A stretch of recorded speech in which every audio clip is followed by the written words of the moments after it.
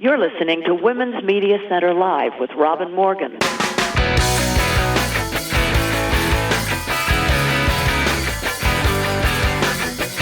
Welcome to Women's Media Center Live. I'm Robin Morgan. Today we're going to be looking at new ways of communicating, or perhaps, possibly very old and ancient ones, and not just communicating between human beings. It's a fit subject, don't you think, for a new year and new beginnings? My guest for today's conversation is Robin Wall Kimmerer, who, as you will hear, is a scientist, an Indigenous activist, a botanist, and a writer, among other interesting things. She will definitely raise our consciousness about how not to itify, that's I-T-I-F-Y, I just made it up, itifying creatures. And if that piques your curiosity, well and good. But before we get into any of that, we need to go inside the headlines.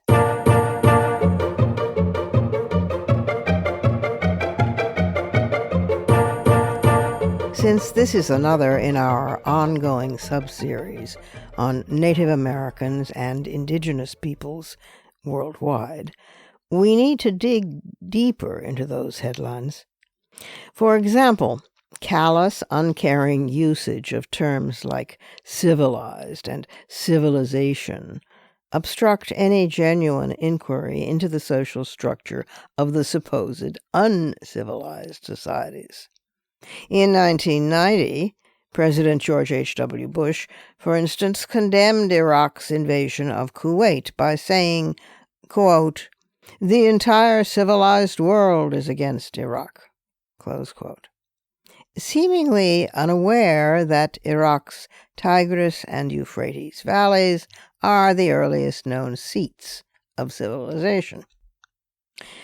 Before the current right-wing book-banning censorship trend took off, attacking critical race theory and other books that deal with women, black people, gay people, etc., we had started to do better in our history textbooks, at least better than the legacy texts.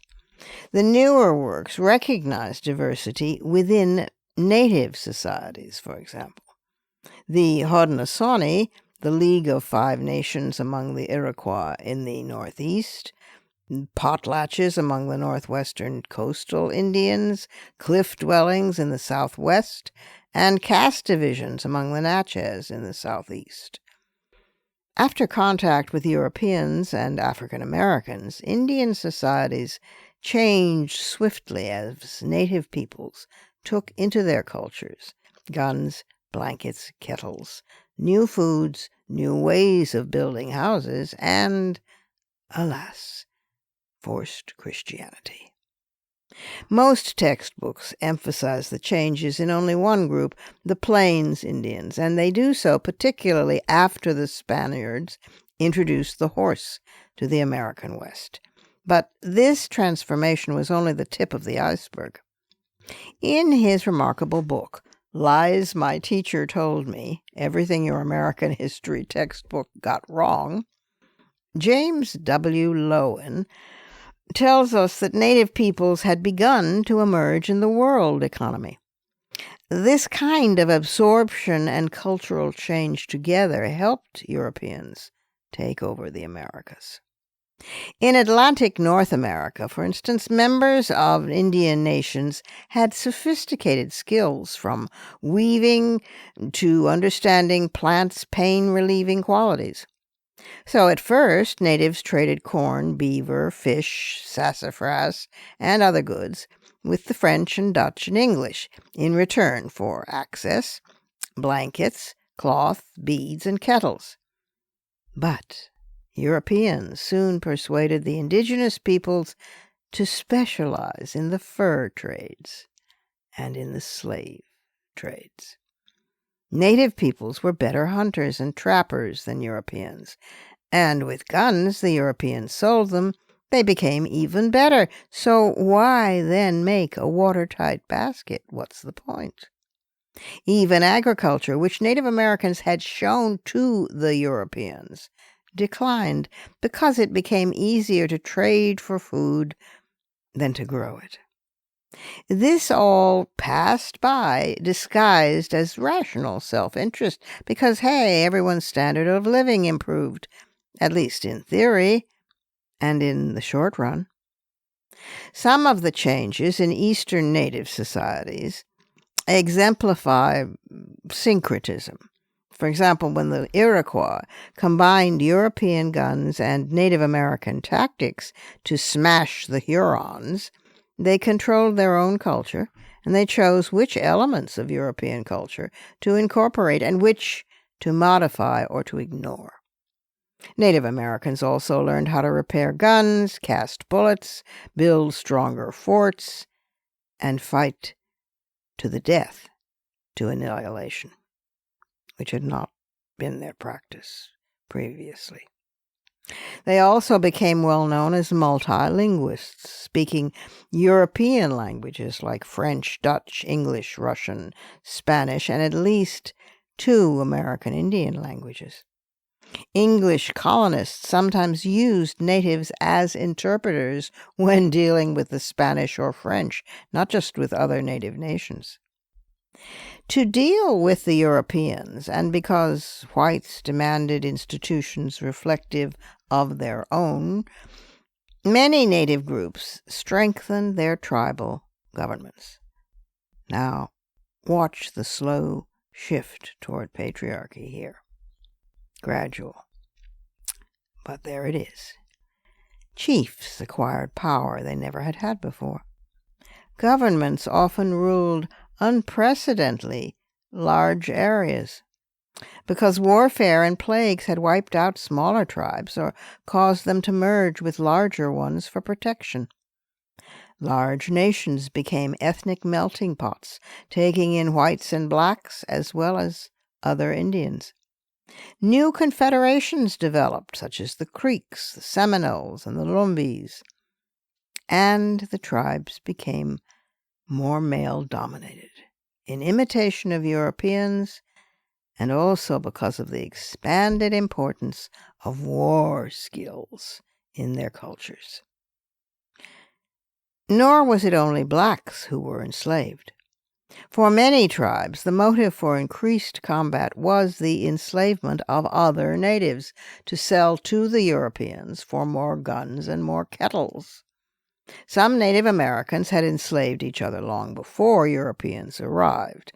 Europeans' enslavement of natives has a long history, from Ponce de Leon in Florida, who, by the way, was not seeking the fountain of youth, but who went to seek gold and capture slaves for Hispaniola. Okay, from him in Florida to New England, where Indian slavery led directly to African slavery, as the first Africans imported there in 1638 were brought from the West Indies in exchange for native peoples from Connecticut. On the eve of the New York City slave rebellion of 1712, in which native and African slaves united, about 1 resident in 4 was enslaved, and 1 slave in 4 was American native. Intensified warfare and the slave trade rendered stable settlements unsafe and helped to decline the agriculturalism of the indigenous people. To avoid being targets for capture and enslavement, Native Americans abandoned their cornfields and their villages and began living in smaller settlements from which they could more easily escape to the woods. Ultimately, they had to trade with Europeans, even for food. As Europeans learned from natives what to grow and how to grow it, they became less dependent on Indians and Indian technology, while American Indians became more dependent on Europeans and European technology. What worked for Native Americans in the short run worked against them in the long run, and they were enslaved. Indian technology was lost Indians died. Indian cultures fell apart. Even the proud Plains Indians, whose syncretic culture combined horses and guns from the Spanish with native art, religion, and hunting, even they showed these effects of cultural imperialism. The Sioux word for white man, wasichu, means one who has everything.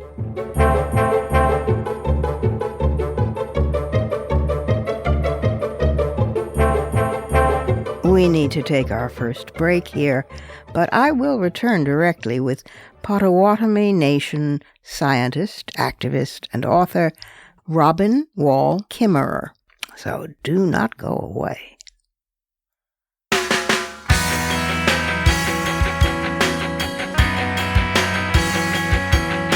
Subscribe to this program on your favorite podcast platform and leave us a review. Follow us on Twitter at WMC Live, like our Facebook page at facebook.com/WMC Live, and visit us at WMCLive.com for more information about our show and our guests. You're listening to Women's Media Center Live with Robin Morgan.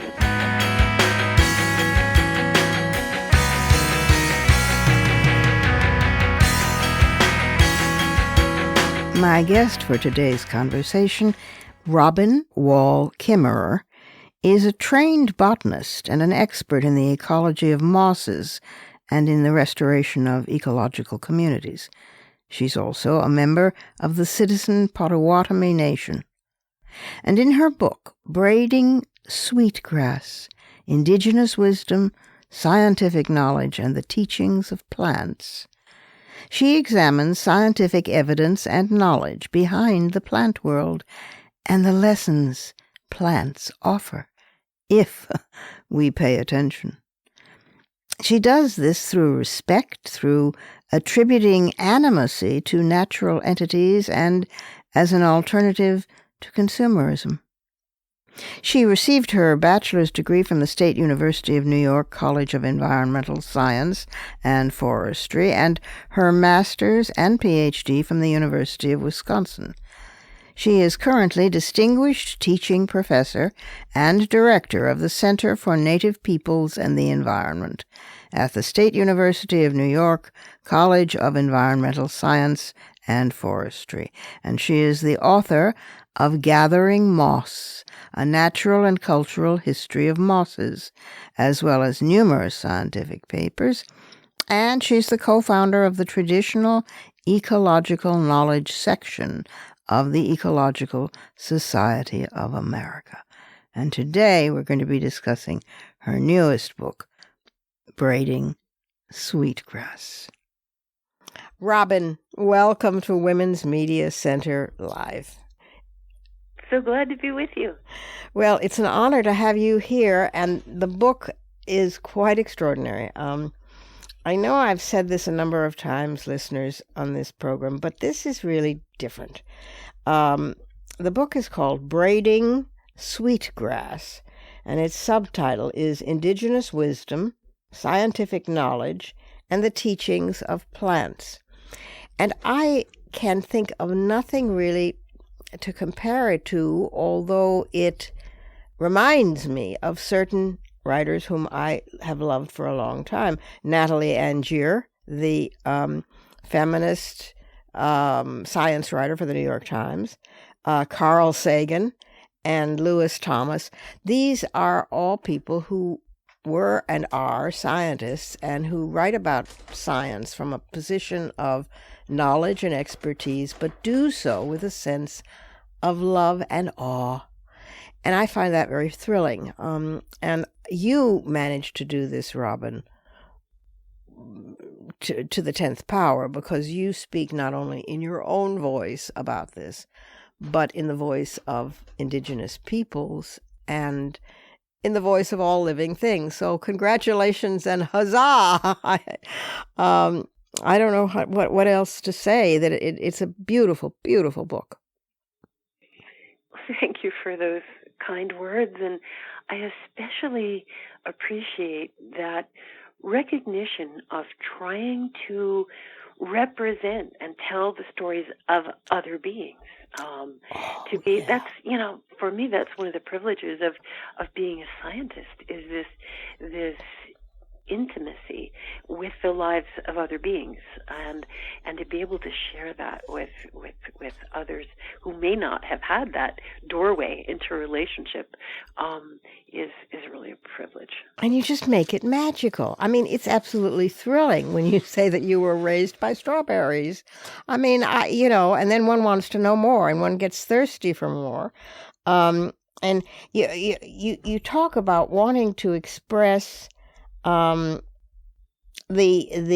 entwined or intertwined relationship between three types of knowledge: TEK, and I'd ask you to explain that, the Western scientific tradition, and the lessons plants have to offer if we pay attention to them. So first explain TEK to us. Yeah, TEK is the acronym for Traditional Ecological Knowledge. Probably not the best term. I like to think about it as the Indigenous science and wisdom. It's a long-term knowledge passed intergenerationally from people who have been paying deep attention to the world, and to the teachings of the world, who come from a place of humility, of wanting to listen to the world and be its student. Yeah. So traditional ecological knowledge is Indigenous science. Our people have always been scientists. It's how we flourish in a changing, dynamic, challenging world. And the reciprocity between this teaching and the learning of it, and the way a people adapt to that learning of it, is what is so extraordinary and so thrilling, I think. The reciprocity, talk a bit about the reciprocity, because it's so beautiful. Well, the whole book is really an exploration of what does it mean to be in reciprocity with the world. And what do I mean by that? For me, when I walk through the world, I just feel like I am in the presence of gifts, of the gifts of a cool drink of water, the gifts of bird song in the morning. I don't take those things for granted. They are, to me, gifts from other beings. And we as human people, we say, we know what to do when someone gives us a gift, right? We say thank you. Mm-hmm. So gratitude is part of reciprocity, but we also want to give gifts back, like, oh, you have given me this. How can I reciprocate? What gift could I return that would contribute to this beauty, to this flourishing? So the whole book is really an exploration of how do we return the gift, and science is one of the ways of returning that gift, as are the myriad other ways that we have. Art is a gift we can return to the earth. Good science, regenerative agriculture, as I like to say, raising good kids, raising a garden, and raising a ruckus when you need to. Those are all elements of how we can give back to the living world, who has, after all, held us, nurtured us, keeps us alive. Yeah, the book is very accessible, so that cures people from the science anxiety part. But neither is it touchy-feely, hug a tree. It's very concretized in well, that's the wrong word because I don't like concrete, but it's rooted. It's very rooted in the non-sentimentality, the practicality, and the beauty of living nature. And I'm going to ask you to give some examples in a minute, like the strawberries or the pecans. Oh, God, they're so fun. I haven't finished it yet, you have to understand. So I'm still, because I'm savoring chapters as I go. But I realized at some point that, and maybe all children have this before it's dinned out of us, I am not a native person. My parents and my grandparents all came from Europe. But I am a poet and I'm a writer and so forth. And so maybe it came from there. But even as a child, I loved to garden. I didn't have any place to garden. I had, potted plants. And now, of course, I have a garden, a little garden right here in the middle of New York City that flourishes fine. But I from the time I could remember, without anthropomorphizing plants, I always referred to them as she and he and they and green people. It was a whim of a child. Nobody stopped me from it, but gradually it sank in that was pretty silly to do. You didn't do that with plants. And I've returned to it lately, because even before your book, because it seemed so rational. I mean, when,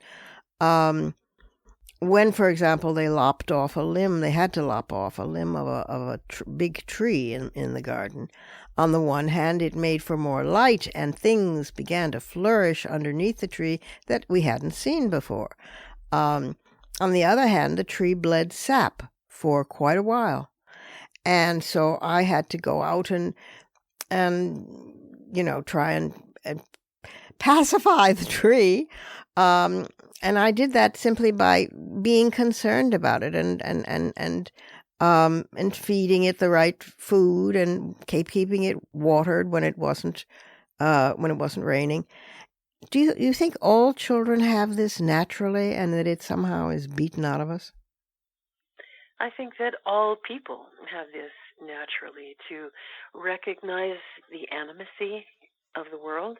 Yeah. I think it's a social construct that other beings are that other beings are things. You're quite right. Children very naturally speak of the living world as if they were neighbors, companions, persons, until we tell them not to. When, so many kids, if you said, oh, well, that dandelion, she is, fill in the blank, someone would say, do you know it? We say it. Uh-huh. But, I write about this in Breathing Sweetgrass, of this construct of itting the world is part of the English language, because we would never say it about each other, Robin, would we? That would be really disrespectful. I would take your personhood. I would dehumanize you by calling you an it. But in the English language, that's how we talk about maple trees and blue jays and salamanders. The language is constructed for us to objectify the world. And to me, that is a kind of permission to then exploit the world, treat the world as if it's just stuff. Well, you point out that you wouldn't say, my grandmother is cooking soup on the stove and it is stirring it, in a very lively manner, because of what that would say about your grandmother. It isn't only English, of course, that does this. It's all, I would say, in a sense, colonizing languages. I don't know if that's completely true of every one of them. Some of them are genderless. And we don't know quite, I don't know in any event, quite what that does to our cognitive process, but I'm sure it does something. And the anthropomorphizing of birds and creatures is easy enough to do and to sentimentalize. That's why we have cartoons, after all. But the anthropomorphizing, without it being sentimental and without it being colonistic, that is anthropomorphizing, of doing it with plants and with water and with air, and with all these natural forces, that's quite profound. It is, and I want to be clear, as you are, that I'm not talking about anthropomorphizing. Right. As a botanist, as a scientist, I am not going to say that plants are, people dressed up in green costumes who behave as if they were human. Oh, no. They behave as if they are plants. Precisely. They're very different from us. But that, because they're different, that doesn't mean that they don't have a capacity for behavioral change, for judgment, for making choices, for communicating with one another. And so, to me, this is a tremendously interesting area of science, of plant science, which is developing. But, it didn't develop before because we were really trapped in the notion that plants were not really, well, they're animate. We know they're alive, but the fact that there is plant intelligence. It was something that our social constructs didn't allow us to see or really investigate. But now that we are, a whole new world is opening of trying to understand what is it like to think and be and behave as a plant. The communications between trees, for example, are just mind-blowing. I mean, and those are now, scientifically validated. I mean, the great underground fungus of the world, all of these lessons, I suppose you would say, and they are, if they get applied, if you're able to listen to them, are of profound wisdom. And we wouldn't, of course, be in the situation that we are with global climate change and with the planet being destroyed even as we speak if they had been listened to. Do you think it's too late? I mean, on my bad days, I wonder. The question of time and urgency is a powerful one, for sure. Is it too late? I don't know the answer to that. I guess I'd qualify it and say, is it too late for what? Yeah. Grandmother Earth has incredible resilience, creativity. Biodiversity is kind of profound creativity that creates resilience in living systems. But of course, the way in which we're crippling the adaptability and flexibility of those systems is tragic. It's a crime against the living world. Will we change our ways in time? I don't know that, but I don't want to say hopeful, because again, I say, well, hoping for what? But what I see is people waking up, people remembering, people changing their values and therefore their behaviors. Will it be enough in time?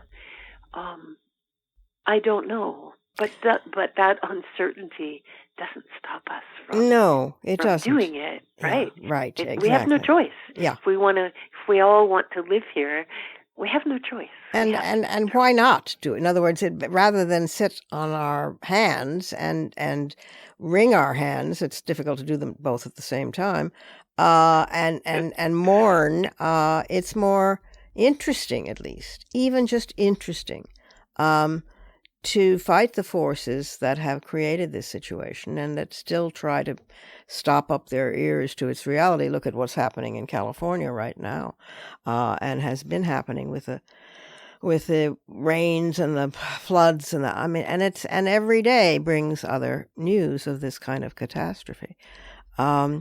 Native peoples, of course, have been trying to get this across for quite some time, but it's been, I don't know how else to say this, preciousized, it's been co-opted, it's been cutified, it's been sentimentalized. And one of the reasons we're doing this series of special shows is to remind people, or hope they recognize, or maybe hear for the first time, the enormous complexity of the Indigenous world. Because we're all Indigenous in that, in that sense. Tell one of the wonderful stories, Robin. Tell the story of the pecans or the strawberries or a mother's work. I mean, there are so many wonderful personal stories in this book that it's a book to read while grinning or chuckling to oneself, Oh, I'm so glad to hear that, because this work is joyful. Yes. It isn't, are we grieving and mourning what we have done? We better be, but we also use that grief as motive force for our work and do it joyfully. How can you look at the world and be engaged in the world and not have it make you be joyful and fulfilled? But to the stories you ask for, I think you've mentioned the pecan story, and the pecan story is a story that we still tell about my grandfather. We have no control over the stories, the things that people will remember about us, but my grandpa was taken from our reservation as a boy of 9 and sent to the Carlisle Indian School, whose mission, as you probably know, was to kill the Indian to save the man. Yeah. This was a wholesale enterprise to eradicate Indigenous ways of knowing, Indigenous science, right? And Indigenous worldview of that the land is living and our relative.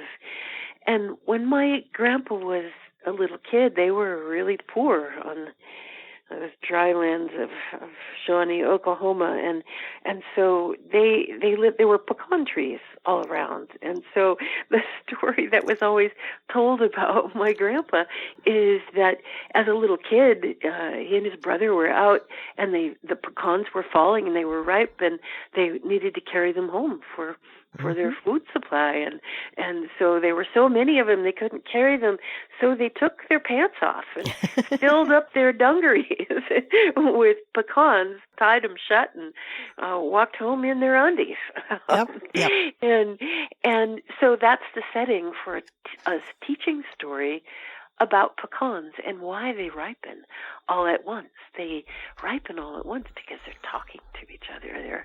They're communicating the benefit of what is called in forest ecology massed fruiting, making a decision for everybody to fruit this year and then not for the next couple of years. There are ecological adaptive consequences to that kind of plant behavior.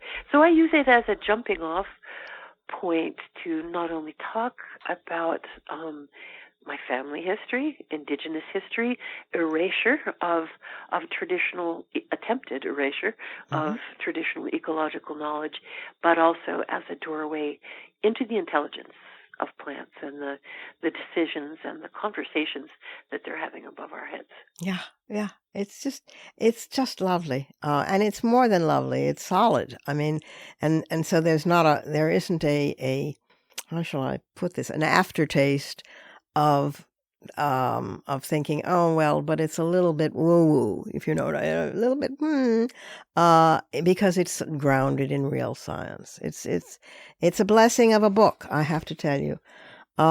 It is called Braiding Sweetgrass: Indigenous Wisdom, Scientific Knowledge, and the Teachings of Plants. And I think only Robin Wall Kimmerer could have written it, because she is a botanist, a scientist, a mother.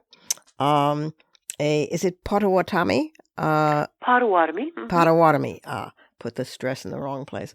Member of the Potawatomi Nation, and a lovely writer as well. I mean, so whether it's the Three Sisters or a citizenship guide to Maple Nation, or the Honorable Harvest, this is a beautiful chapter.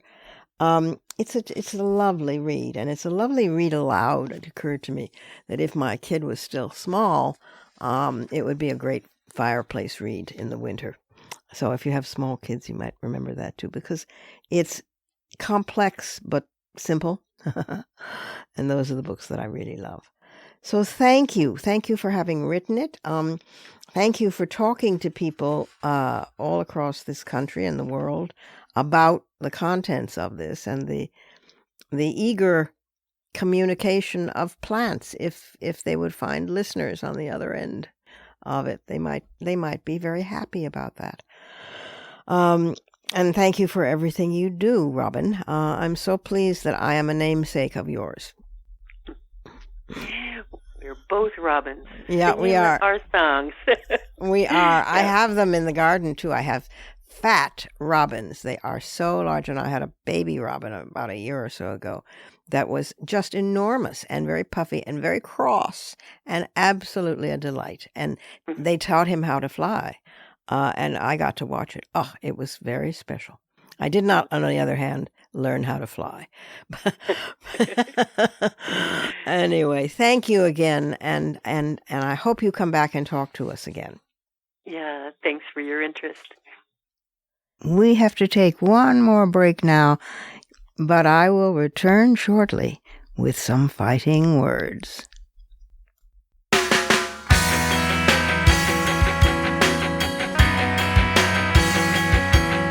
The Women's Media Center, founded in 2005 by Jane Fonda, Gloria Steinem, and myself, is a progressive, nonpartisan, nonprofit organization working to make women visible and powerful in media. You can learn more about the WMC at womensmediacenter.com. You're listening to Women's Media Center Live with Robin Morgan.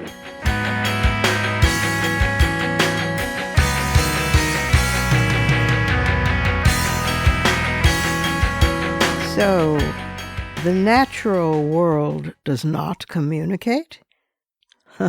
Those are fighting words.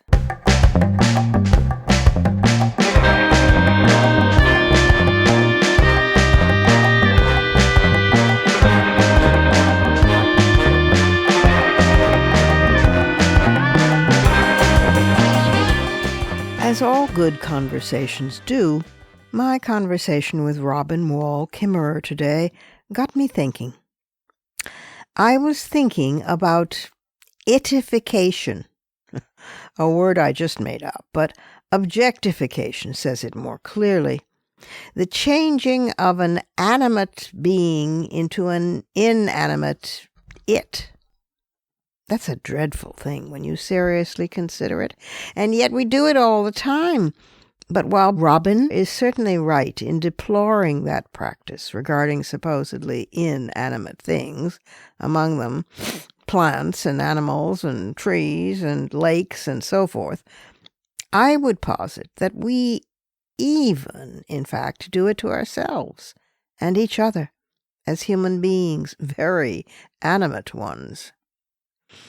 Think, for instance, of words like migrants, blacks, lesbians, the disabled, aliens, the poor, and so many others that mask or openly, blatantly dehumanize entire groups of human beings by dropping the noun. Because a lesbian woman is quite different from a lesbian. The latter usage distances, categorizes, objectifies, and can even depersonalize. That's also true of any of the other above words and many more. And more so true of words that objectify while stereotyping. That's a double whammy, like the hideous use of wetbacks or even migrants, for example. Far better to flat out replace the word with more humane and more accurate options.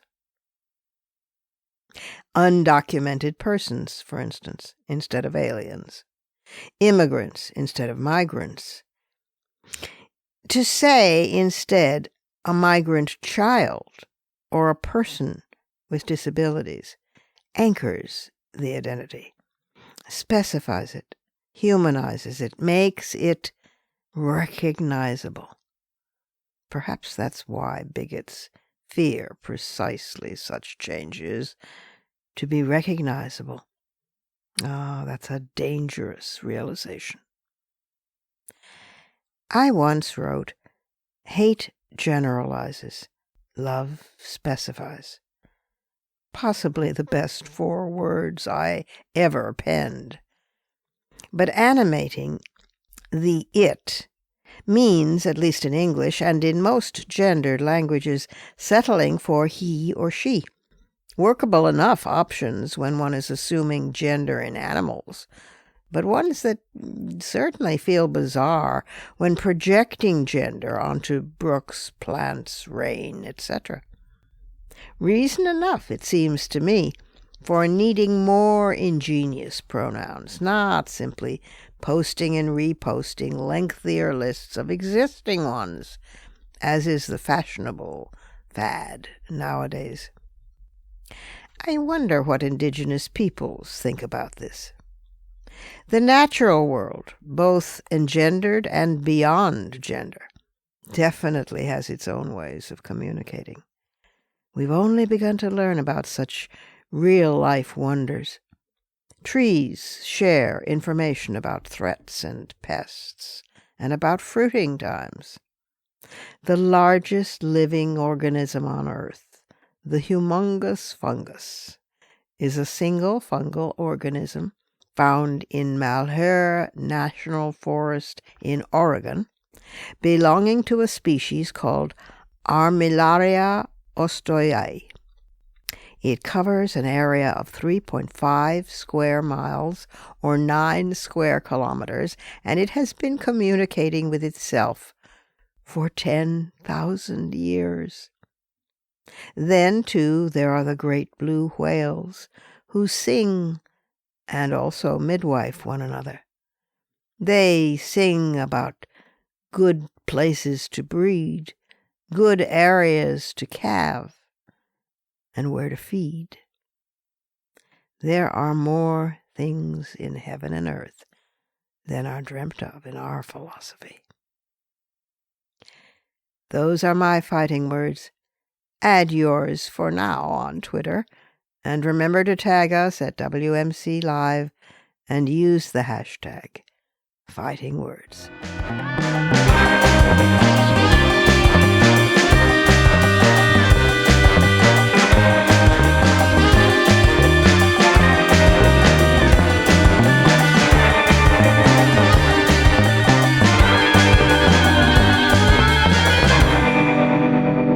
And that's our show for this week.